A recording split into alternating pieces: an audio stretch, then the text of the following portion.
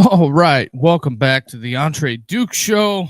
Got Richie joining me today. Richie, how are we doing, my guy? Doing good, Duke. How's everything going your way?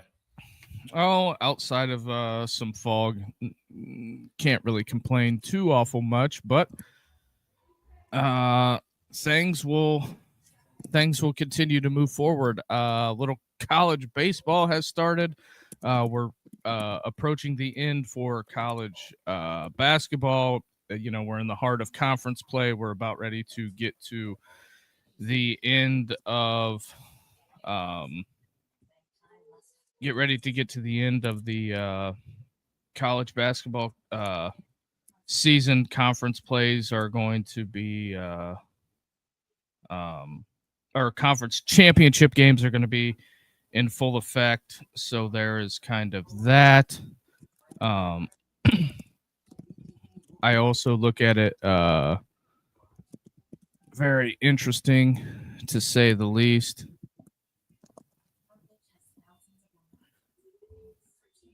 All right, let's see if we can get that done. All right, I think I got it figured out because for some reason on the StreamYard or on Twitter, it doesn't show that I'm live. Oh, that's weird. That's what I was thinking. So I don't know. I got to check on that because I can't see it on my end of it, but for some reason on Twitter. But anyway, I guess starting it off, Rich, did you see that Kurt Signetti's headset sold for $112,000? That is quite a chunk of change for Sig's headset. That's exactly what I was thinking. Don't know why it was only. I'm sure Indiana made a ton of money off of the Oh, the off the natty, all the things that they sold. Just a lot of that stuff. It's fascinating to me that some I did see where some people were getting upset that they were oh, found it, but that they were, how do I want to say this, that they were profiting off of a national championship run. I don't see why you should be upset. I mean, it's been a historic run for Indiana and where they've come from the last 40 years, Duke. Oh Especially, yeah. especially the last two seasons with Sig turning everything around.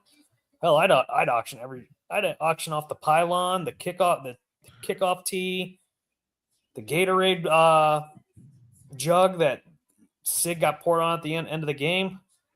I'd milk it for everything. Oh yeah. They're definitely going to, I would say they're going to have a lot of that stuff. I mean, when Vanderbilt beat Alabama, it was the same thing.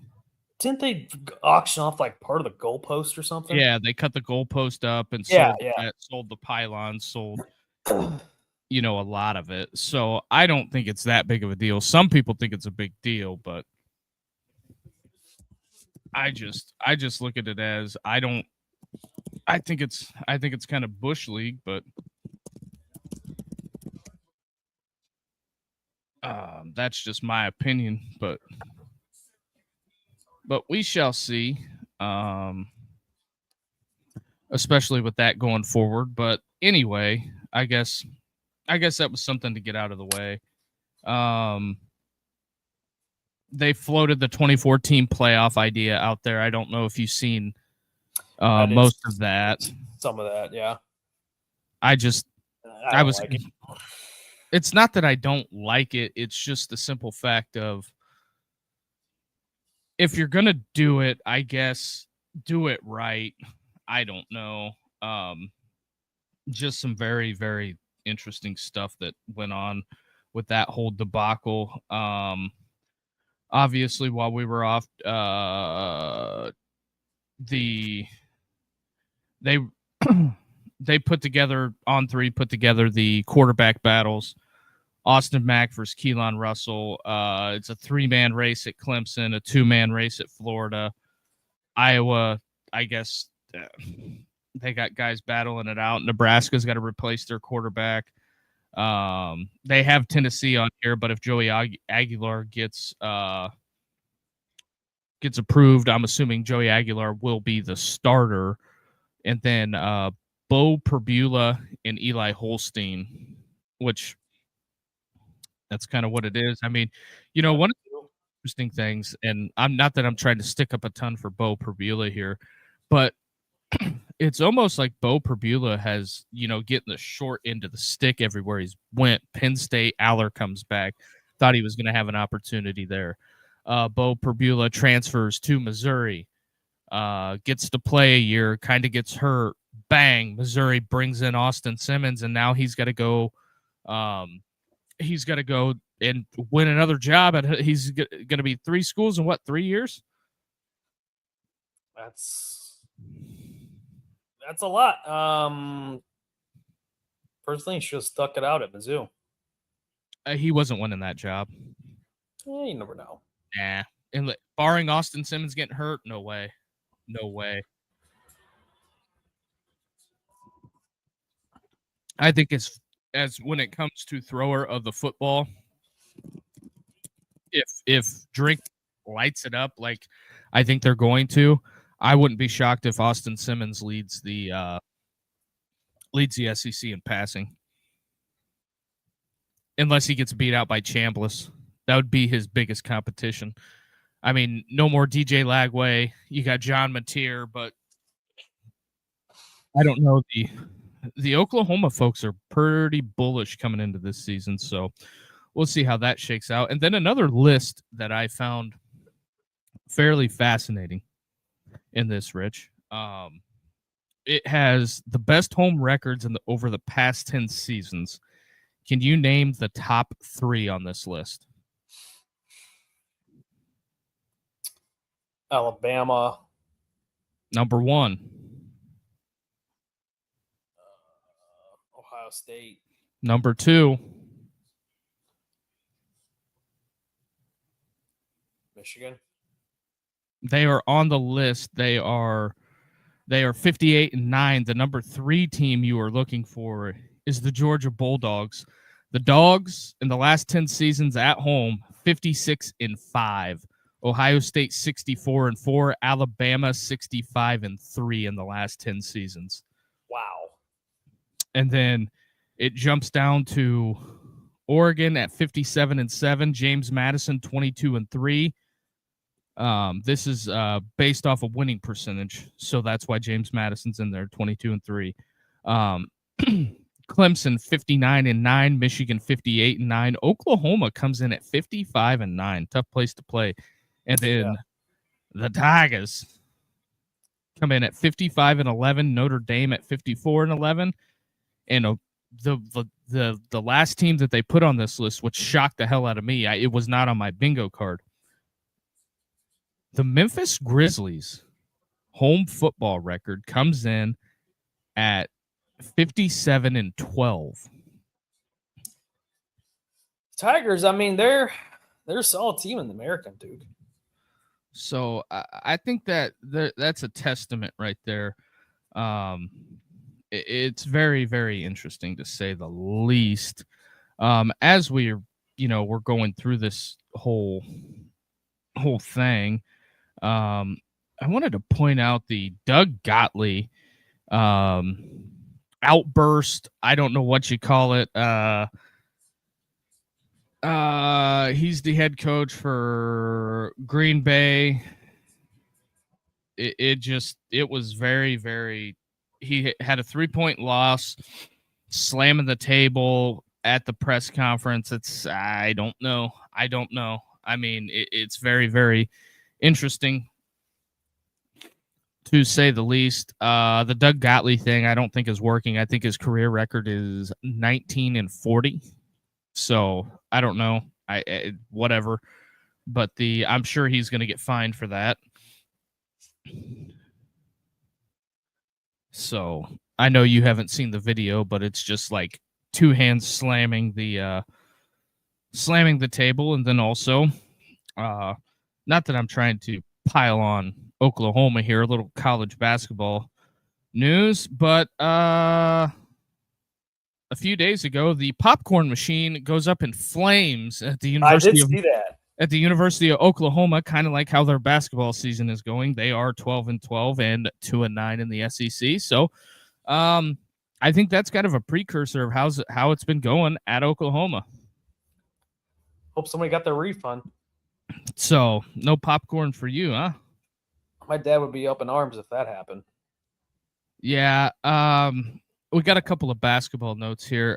Penny Hardaway was pissed at the end of the Utah State game. Utah State getting a big win over Memphis. They steal the ball at the end of the game, and the kid dunks it.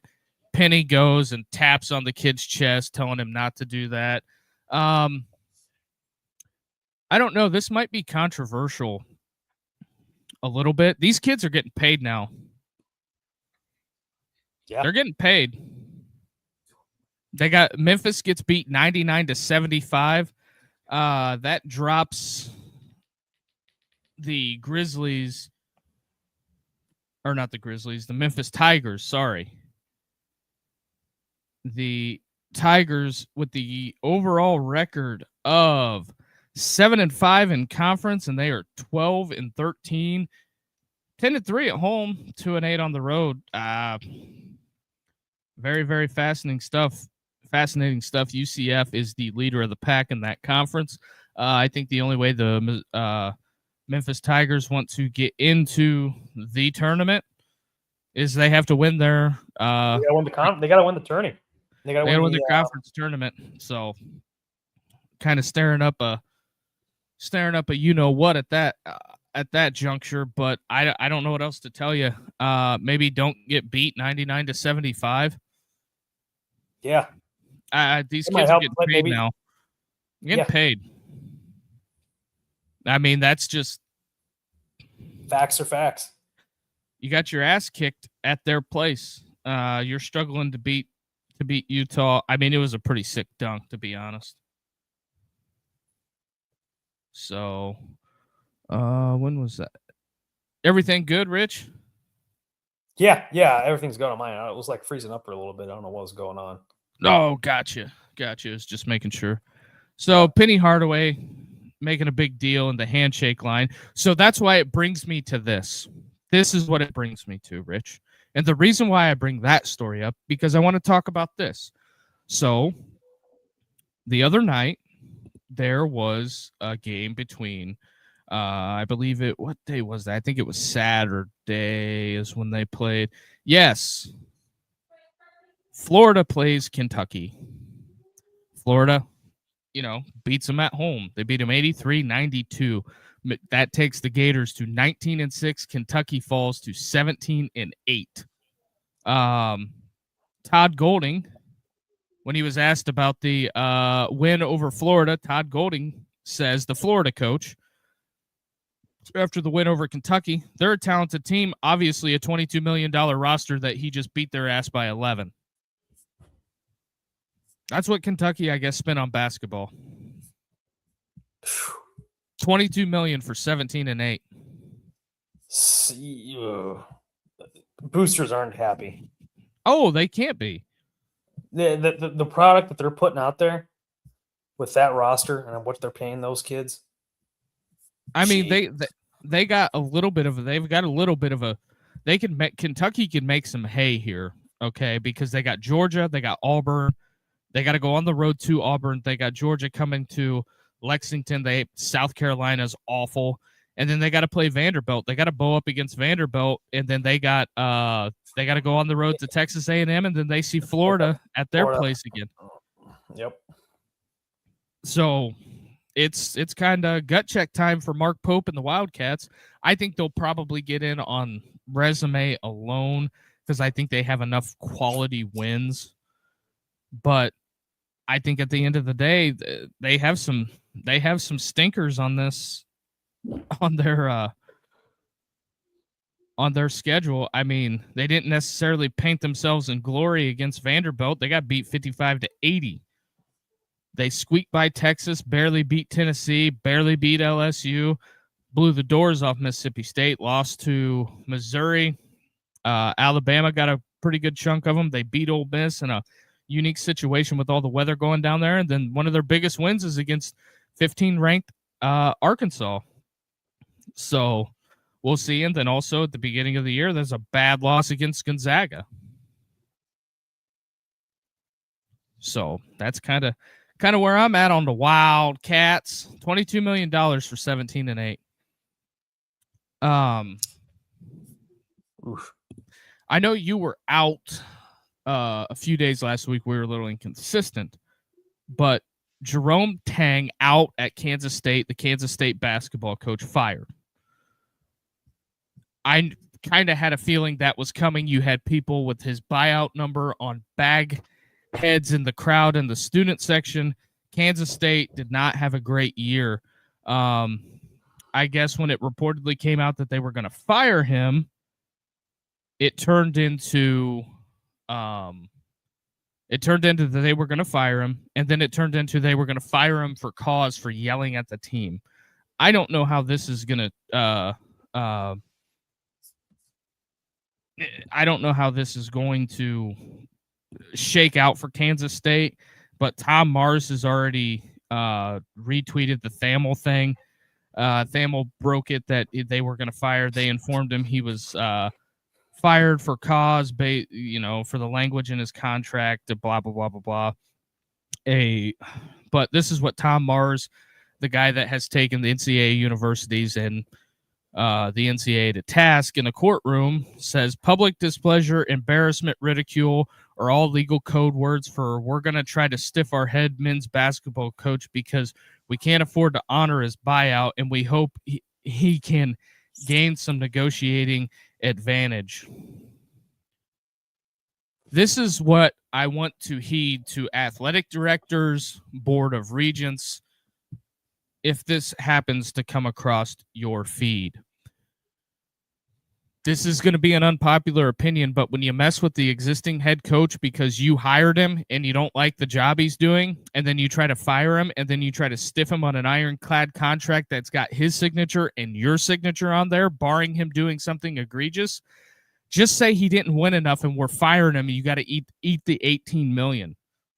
I don't know what's so complicated about this, because if I'm a head coach at a smaller university and it comes down to two jobs, let's say it's Kansas State and pick another Big 12 school, USF, or not USF, or UCF. Let's say those two jobs are open in the Big 12. I'm going south. I'm taking my talents to Florida because I'm not going to try to get stiffed on my buyout. No. And it makes you look dishonest.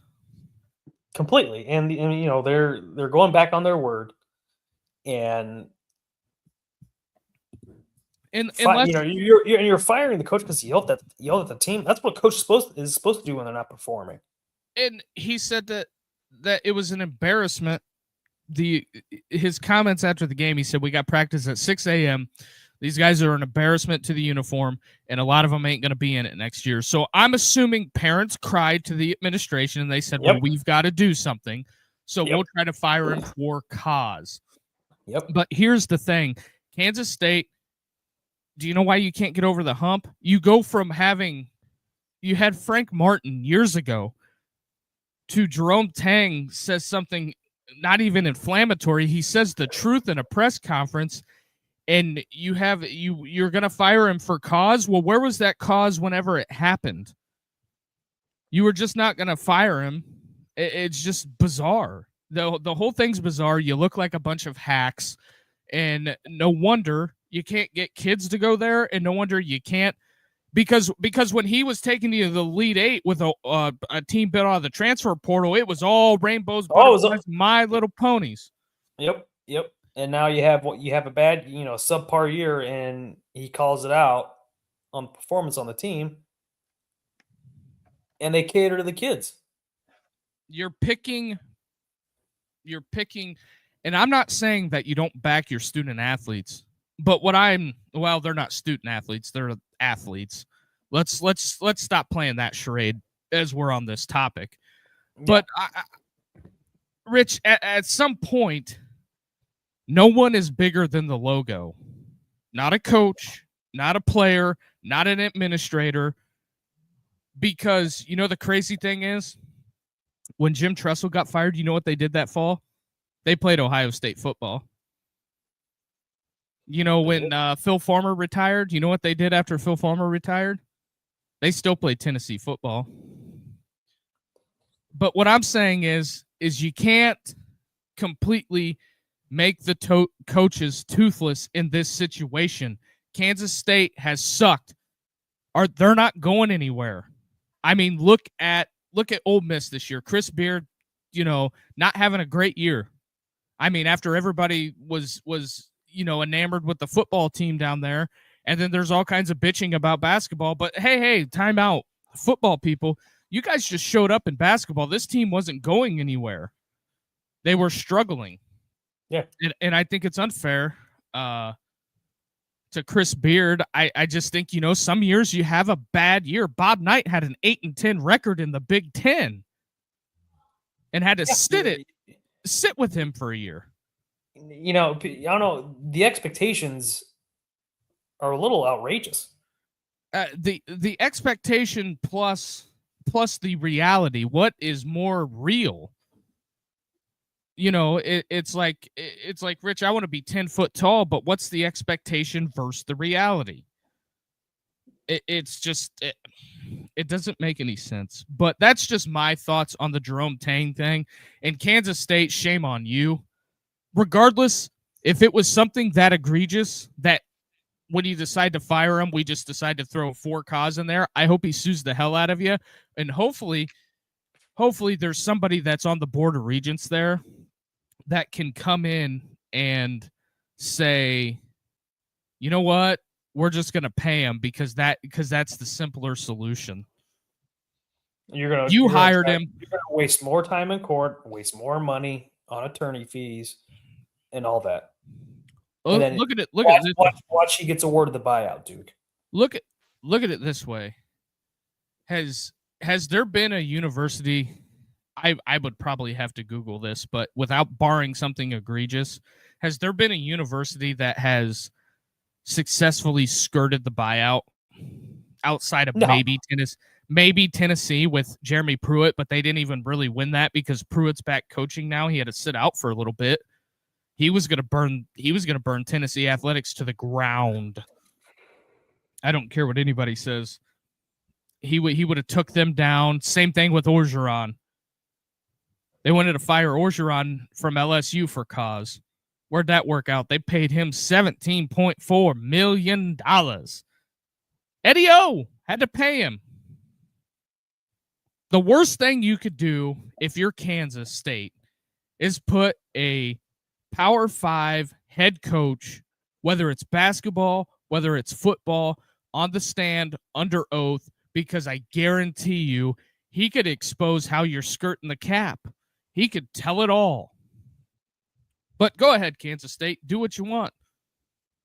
But yeah, it's not. I think he's going. If he, if I'm Jerome Tang, take him to court.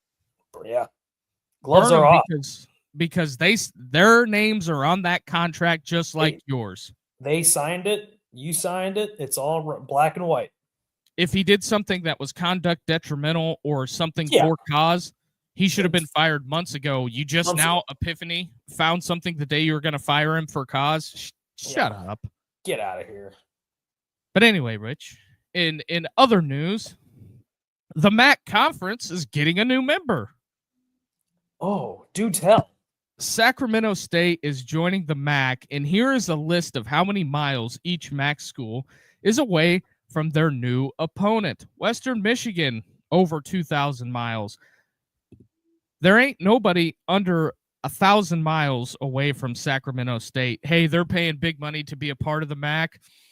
I guess you applaud them. They got to pick up airfare for the MAC schools that are coming in.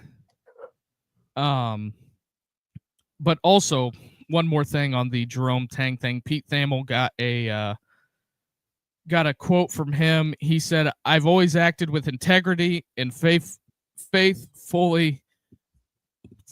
fulfilled my responsibilities as a head coach. I would like to thank my Lord and Savior Jesus Christ for the opportunity to serve as the head basketball coach at Kansas State.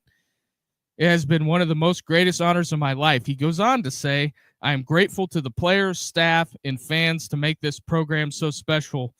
I remain proud of what we built together and confident that I've always acted in the best interest of the university and the student athletes." The only thing he said that was a lie in that statement, he said student athletes. Yeah, everything else he nailed it. So, okay, Sac State to the MAC. Hey, man, I can't wait to watch some action on a Tuesday night. The Golden Flashes heading out to Sac State.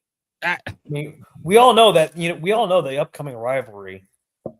It's going to be Ball State versus Sac State. Yeah. That's the big and upcoming rivalry in the MAC, dude. It's going to be the Ball Sac game.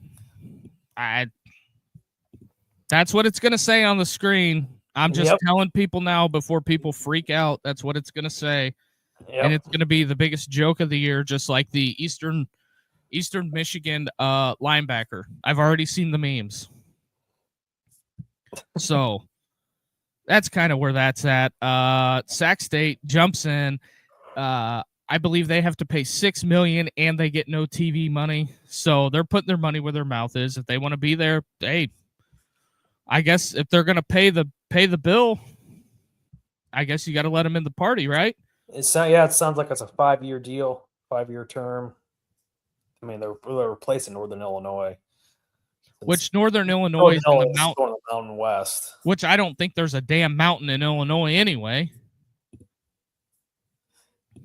Yeah, it's bizarre to say the least. Bizarro world we're living in. Well, Sac State, they start with Tarleton State, Maine, and North Alabama as their first 3 games. So they're playing. They're scheduled to play Fresno State week 2. Fresno State will be the measuring stick on how far they are away. Right. They got the. Isn't Deshaun Jackson the head coach there? Fresno State? No, at Sac State. I thought he was at Delaware State. He's at Delaware State. Yeah, Brandon Marion was the head coach at Sac State for a year. He is out in Boulder playing, not playing, but he's with the Colorado Buffaloes. So that's kind of where we're at on the Maction side of it. I guess here, I know this is gonna piss off some USC people, but SEC numbers guy put this out there. Oklahoma has defeated as many ranked teams this season as USC has defeated since 2020. Are the Trojans a has-been program? Is the question he asked. Yeah. I don't. Here's my thing. USC has so much money. I don't know why Lincoln Riley can't. I don't know why Lincoln Riley can't get it right. I don't know why he can't get a defense right. He got the offense. I don't know why the defense can't get figured out. Well, he hired Gary Patterson this offseason, so which is maybe they can fix that. That's the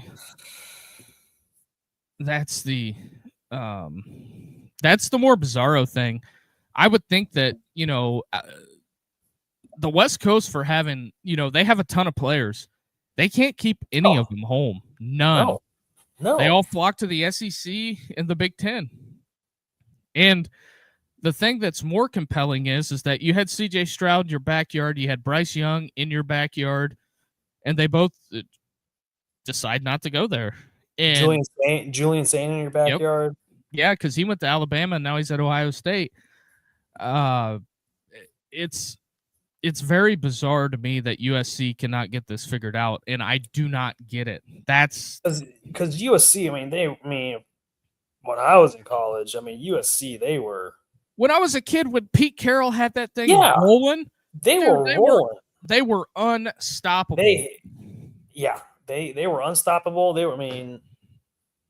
It was They the place to be. They had Snoop Dogg. It was Colorado. Snoop was doing the Heisman on the sideline and with Reggie Bush. I mean, just natties after competing for a natty year after year, and now look. I mean, and a lot of people want to blame Lane. They want to blame Sark. I think that USC at those times, regardless of how the Sark thing turned out, I know I'll probably catch some slack for this, but with Sark and Lane, you hired young guys that weren't ready to be head coaches yet. Right. No. And then you had Clay Helton, and I think Clay Helton was a good coach. He was a good coach. And I think he put everything he could into that program and couldn't get it over the hump. And you turned to Lincoln Riley. I don't know. Maybe Lincoln will make the CFP this year, but I think the odds are stacked against him. I mean, getting Notre Dame off your schedule isn't going to save you. No. Because you got to come to. I think they got to come to Ohio State. No, they have Ohio State this year. Dave's here says they done a fair job this year. They ended like 4 or 5 in talent ranking, first overall with 14,000 recruits. Yeah, I mean, maybe they can get over the hump, but we'll have to see, because you hear it every year, kind of like the Miami thing. Miami's back. This was the first year that Miami legitimately was back. So I don't know. I guess best of luck to Lincoln and them. And then also, Rich, in another note, some people were given a lot of flack to the Chambliss kid for winning the injunction. Where are you at on? He was out there celebrating the injunction. Is that a big deal or a non-deal to you? To me, I think it is. Because you grant a medical waiver for one kid, but you won't grant it for him. Where does that make sense? I think because this was the thing that was that Chase Parham wrote at Rebels 247 about the Chambliss thing, because of the eligibility rules are different for D2. Because for D2, in order to get the extra year, you can sit out a semester, and it makes you eligible for the fall semester if you set the spring out. It's something in the eligibility rules being different from division to division, and that was what they argued, because Ferris State didn't have to do a medical red shirt. So, as Dave's here says, it shouldn't have been an issue, which I agree. It shouldn't have. Shouldn't have been. No. I saw somewhere some guy got his 7th year eligibility. 9th at Montana. 9th? Yeah, that's what it was. It was Montana. Yeah. He had 9th. He had 3 years of season-ending injuries, I think, in camp or something like that. Something bizarre. But, that's kind of where we're at. And then also, on a side note, Duke right now just taking Syracuse to the woodshed. Yeah, they're just burying them. Also seeing this, CFB Alerts puts out, the big thing is the most important non-conference games heading into this year. They started off September 5th, Louisville, Ole Miss. I think that's going to be a bigger game than what people want to admit. Then it goes to September 12th. I know you got that date circled. It is Ohio State at Texas. Hey, Buckeyes get a night game. And then Oklahoma at Michigan, same weekend. We all know that'll be at noon. I think that's good for the sport. And then October 7th, Notre Dame travels out to BYU. That could be interesting. I think that's going to be an interesting game. The Fighting Mormons. And then November 7th, Miami at Notre Dame. That's going to be a big game. There's a lot of storylines going to be into that one. And then Dave's here says he may have won the case and lost the war if he doesn't do what he did in the playoffs in passing on a high draft. I don't think Chambliss's draft grade, his stock's going to be really high because of his height. I think he's doing the Pavia thing, cashing in on one final year. Ole Miss goes back to the playoffs. Every penny of it was worth it, in my opinion. But there's that. Notre Dame, Miami, going to be interesting. And then SMU, November 21st at Notre Dame. So that's going to be, I think Notre Dame consequently is going to have they got a ton of big games this year. Yeah, they got a lot of big games. They got Sparty. That'll be a win. BYU, Miami. Yeah, I mean, they got a lot of big games. I mean, they got to handle their business. So there's that. Speaking of big games, Lane Kiffin and LSU in the news. They unveiled their first look at Woodside Energy patches going to be on the LSU jersey. I'm just telling you, people are going to hate it, but that's where we're going with it now. That's where it's moving to. It's all about the money. And you're probably going to see, was it Ohio State's going to have like Nationwide or Safe Flight as a sponsor, because I think Safe Flight's down there in Columbus. Yeah. Also, Pete Nakos, another update on the Jerome Tang thing. Pete Nakos, I guess, spoke to Tom Mars. Tom Mars to On3 when asked if Jerome Tang plans to file a lawsuit against Kansas State. Yes, of course, but we'll give K-State president and AD a few days to retain their senses before pulling the trigger. Uh-oh. Dave's here is hitting the Buckeyes.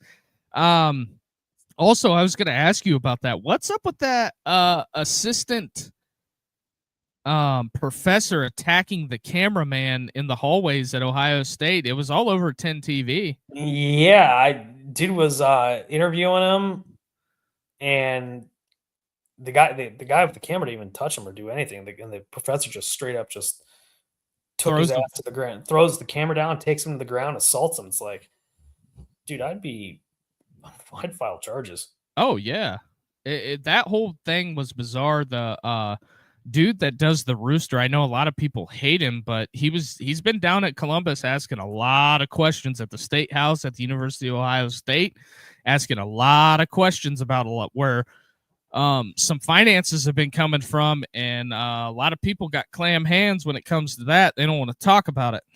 But enough about that, because we're not going to get into that whole political thing. That's not what we do here, but just very interesting stuff. Also, the Sac State thing, like you said, is a 5-year agreement. Sac State was $23 million to join, $6 million up front. No media money from the MAC, and they have to cover all the MAC travel air costs. There is that. So, as we get to kind of the end of it here, I want to take this time to say thanks to everybody who's tuned in. Appreciate everybody. If you want to do us the biggest favor, hit that like and subscribe button. That helps us out a ton.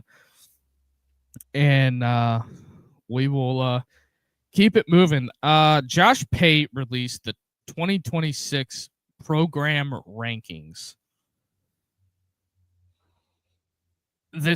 I knew as soon as I seen this, it was going to cause controversy. I will read them to you in order. Stop me when you disagree. Program rankings based on a 3-year rolling blend of criteria is what Pate says. Ohio State, number 1. Georgia, number 2. Indiana, number 3. Oregon, 4. Texas, 5. Notre Dame, 6. Alabama, 7. Miami, 8. A&M 9, Michigan 10, Texas Tech 11, Tennessee 12. Oregon 4, 3-year criteria. It doesn't pass. It doesn't do it for me. Oregon does. You got to put Michigan ahead of them because they did win a natty. I think you got to put Michigan 4, Notre Dame 5, Texas 6. Alabama, I don't know why Texas Tech is here on this list. I don't consider Texas Tech a top 12 program. Look at the playoff showing. No, they laid a goose egg. No. I'd say 15. Maybe, and that's only because they have money. Exactly. I think you could make the argument. I'm drawing a blank here, but you could make the argument you could put Clemson ahead of Texas Tech. I mean, not right now, but I'd say you put Clemson at like 10. I mean, Tennessee, they had a bad showing in the playoffs, and Texas A&M didn't necessarily paint themselves in glory either, even though I do like Mike Elko, but they didn't paint themselves in glory at the end of the year. They laid a turn the punch bowl against Texas on the road, and then they come out and have a gross offensive performance against Miami. So it's all about where you want to point the fingers in that. Where you want to, how you want to spin it. How you want to shake that thing, but I get why Oregon's up there, but I think that Oregon and Texas Tech, Oregon's had more success. They've won their conference once. They won the Big Ten. They completely got dismantled by Indiana in the Peach Bowl. And Ohio State the year before. And Ohio State blew their doors off in the Rose Bowl. And their biggest games in program history, they've came up short. And I don't mean this is an indictment on Dan. It's been every coach. Chip Kelly came up short. Mark Helfrich came up short. Mario's come up short at times at Oregon. So I don't think it's an unfair criticism of the Ducks. No, I mean, you're using all that Phil Knight money, but you still can't deliver. I mean, hell, they lost to Washington twice. Regular season in the Pac-12 was the Pac-12. Yeah, and they were favored by like 8 points, and they got blown out. Yeah, DeBoer and Michael Penix. I hate to be the bearer of bad news on that one, but I think that, this is what happens. This is going to be a criticism. When you are one of the people that are able to go and see the programs up front, you like them more than what they put on tape. I'm just saying. Facts, Duke. I'm just saying. I mean,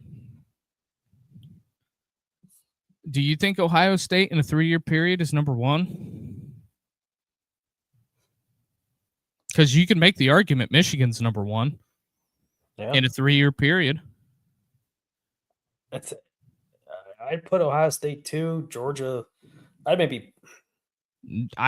It's hard to make the case for Georgia because they've came up short in 2 semifinal games. I mean, they lost to Ole Miss and then they lost to Notre Dame. But also Carson Beck got hurt. And I think this is probably going to get taken out of context. But I think the last year that Carson Beck was at Georgia, their receivers were awful. They were, yeah. Didn't they not catch a touchdown pass? Yeah. Yeah. And for all the winning that Penn State did, they're not on this list with James Franklin. I mean, they played for a Big Ten championship. They played for a more recent, well, not more recent, but Penn State. I mean, Michigan's got what in the last 3 years? Michigan, Indiana, and Ohio State, or no? Michigan's got 2. Indiana's got 1. Ohio State, 0. Yeah, 0 conference championships. So I don't know how you can make a team number 1. They do have a national championship. I'll give them that, but yeah, no conference title. No conference title. You didn't win your conference. Michigan's won their conference. Georgia's won their conference. That's why I kind of slide on Miami and Tennessee and A&M. Alabama at least made it there. They got blown out. Dave's here makes a good point on this. Indiana should be at 1 back-to-back playoffs with a natty. I mean, that's fair. I mean, that's a fair criticism. But I get it. Ryan Day's won at an extremely high level. But also when the guy that writes the list is dabbing you up at media day, like your boys, kind of hard to argue that. Yeah. Because in the last 3 years, Ohio State's lost to Michigan twice. Yep. And I don't think to beat them, and I don't think it's going to be a walk in the park this year. I don't think so either. I'm kind of nervous for that game. I just I'm not. I mean, Rich, tell me where I'm wrong. You're not wrong. I mean, Ohio State could be a 9-3 team and make the playoffs. Yeah, I did see some stuff about that. That's going to be an issue. I think they have to change the playoff format. Yeah. Because you're going to year 3, and if let's hypothetically Ohio State makes the playoffs at 9-3. When are they ever going to get it right? Okay. Let's throw this scenario out here. Hopefully this StreamYard cuts this one. Let's say Ohio State goes 9-3 and they get left out. They get left out for 11-1 Notre Dame. Think about it, because that's a real possibility. That is a real possibility. I know Ohio State's got to go to Indiana this year. They have to go to Texas, and they got to play Michigan. And they got to go to USC. And they got to go play them in Troy. And I think Lincoln Riley's coaching for it. It might be, how do I want to say this? Michigan could be 9-3 and really good too. Dave's here does make a good point. Dave's here says they should be at Ohio State 2, has been at 1, back-to-back playoffs with the Natty. In the third year, they're going into the last weekend. That is true. I think, this list is interesting, but I'm also not going to let Sark and Texas off the hook on this one either. They haven't necessarily painted themselves with glory in the playoffs. They almost lost to Arizona State. They were down at the 1-inch line against Ohio State and couldn't punch it in with Quinn Ewers. Sark, and guess who is the number 1 offense? Texas. Upcoming. Do I think Arch Manning will be better? I think we're in the wait and see moment. I was just about to say, wait and see. Because you're going to have all the pundits out there, doing the way too early. The way too early. Top Heisman, 25. Top 20. Heisman favorite. All that. And, yeah, Texas has beat Michigan the last 2 out of 3 years. But, I mean, with everything going on with the circumstances up there, are we necessarily ready to paint Sharon Moore in glory? Or was the program stronger than what the coach was? I think maybe the program was stronger than the coach. Yeah. Dave's here says Arch looked good to me at the end of the year. Yeah, Arch looked damn good at the end of the year. He did, especially that Texas A&M game. Yeah.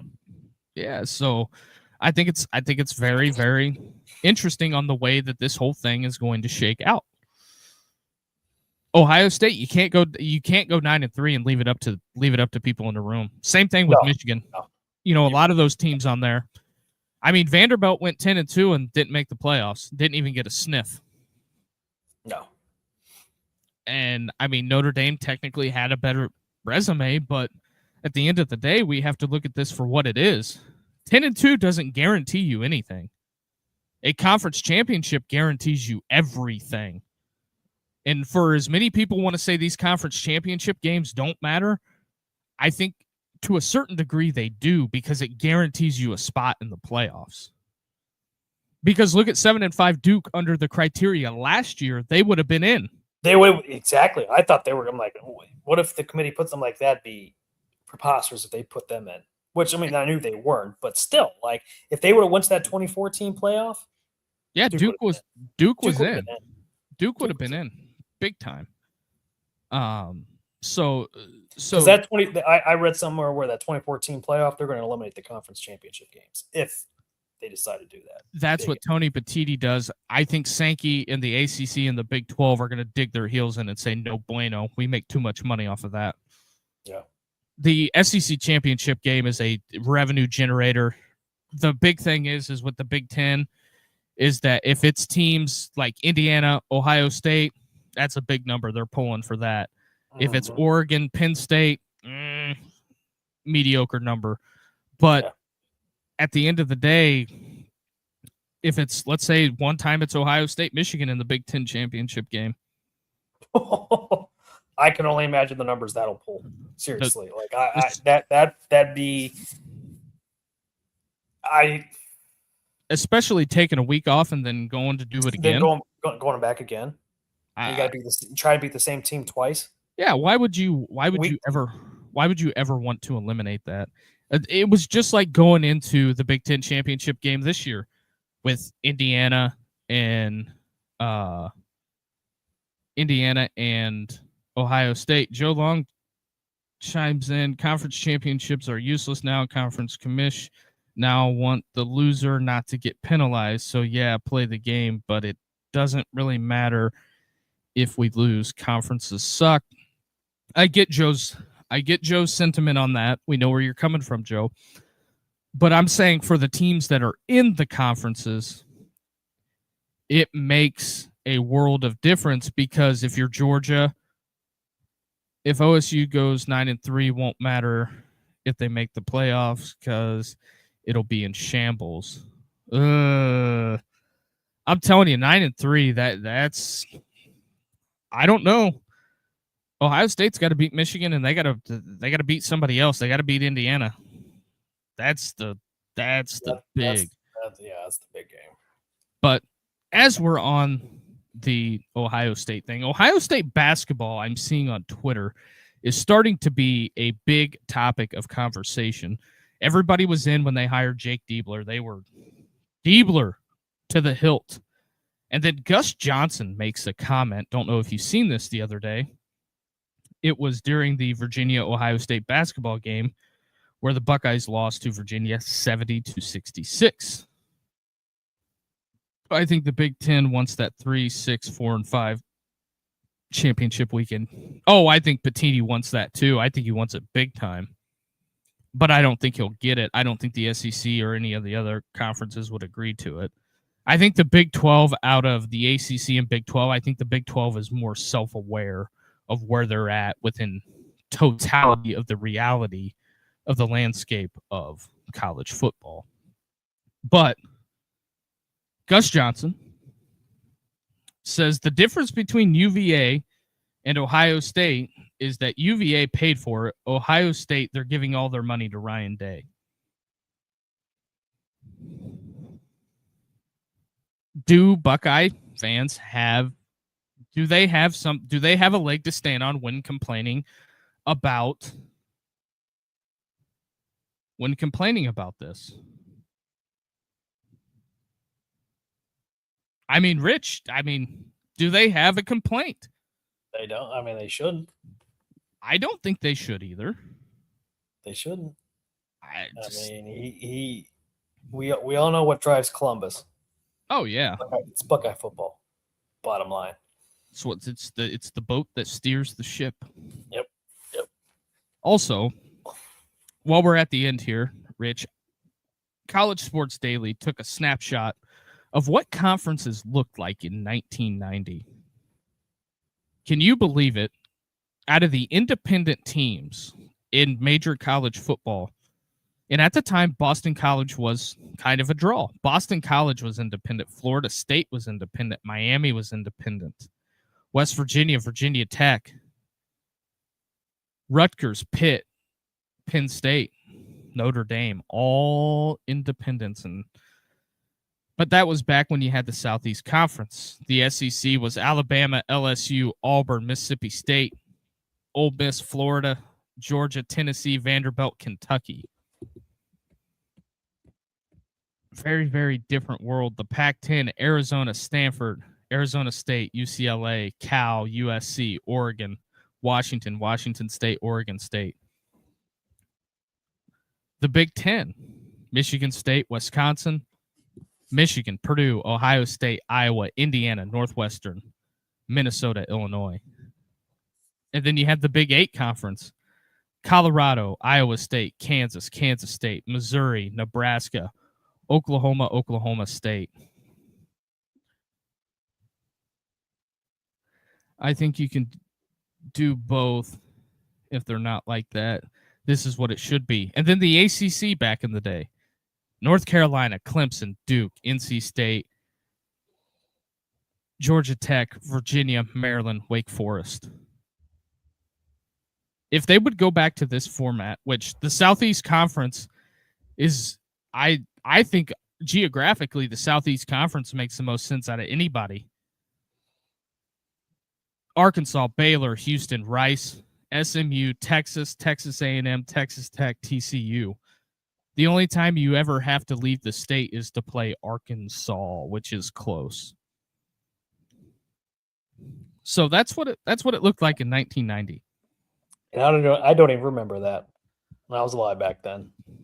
I mean, Akron was independent. Arkansas State, Army, Boston College, Cincinnati, ECU, Florida State, the Ragin' Cajuns, Tech, Louisiana Tech, Memphis State, back when they were Memphis State, Miami, Navy, Northern Illinois, Notre Dame, Penn State, Pitt, Rutgers, South Carolina, Southern Miss, Syracuse, Tulane, Temple, Tulsa, Virginia Tech. Now there's only 2 independent teams, Duke. Yeah, it's UConn because UConn doesn't want to join the American, which I don't blame them for not wanting to join the American. And Notre Dame.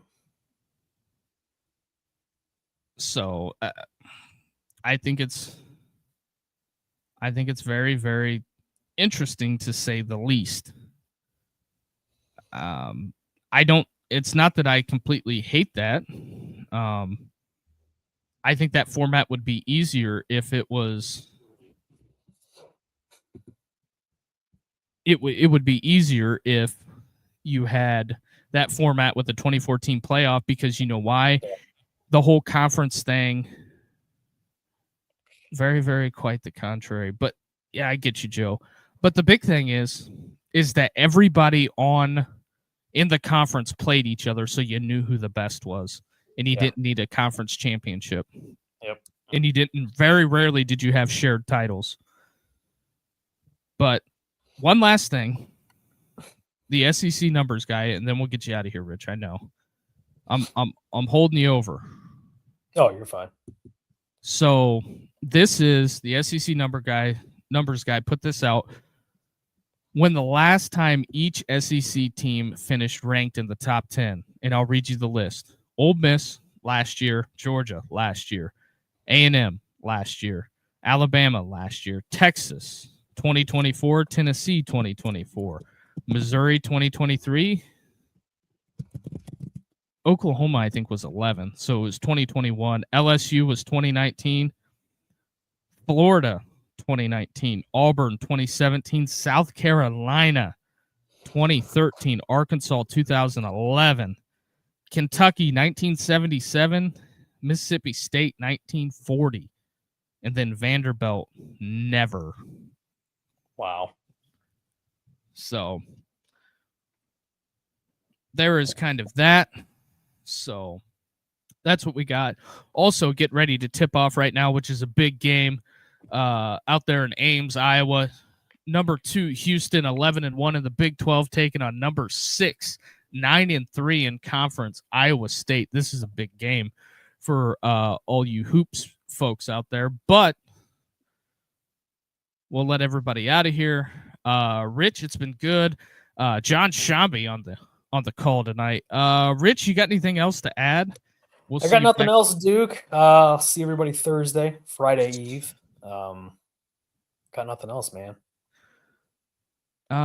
Joe says, because if you don't take it, somebody else will. It's never been a truer statement. But Rich, appreciate you with your time tonight. We'll get this whacked up for micro content, and we will talk to everybody tomorrow. I'll be back with the live call-in show tomorrow. Rich, we will see Richie on Thursday, and plan on going every day this week, even on Saturday. So with that being said, appreciate everybody. Hopefully everybody had a good night. And if you enjoy this content, hit that like and subscribe button, and we'll talk to everybody tomorrow. Have a great night, everybody. Yep. Catch you later. Yep.